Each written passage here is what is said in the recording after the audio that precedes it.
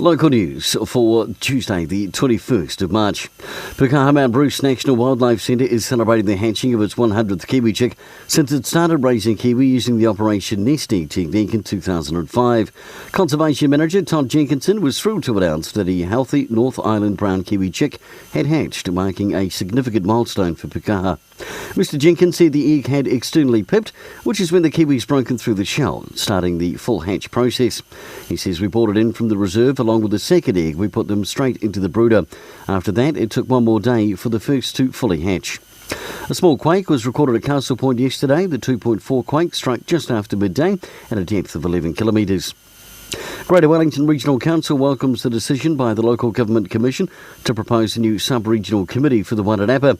Chris Laidlaw, Greater Wellington Regional Council Chair, says local government rules mean Wairarapa's population only allows one councillor on the Regional Council, which frustrates everyone.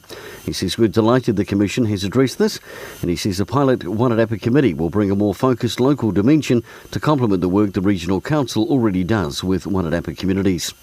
In sports, local runner Max Spencer from Rathgill was second in the men's under-18 800 metres at the National Track and Field Champs over the weekend and was only beaten by just over a second.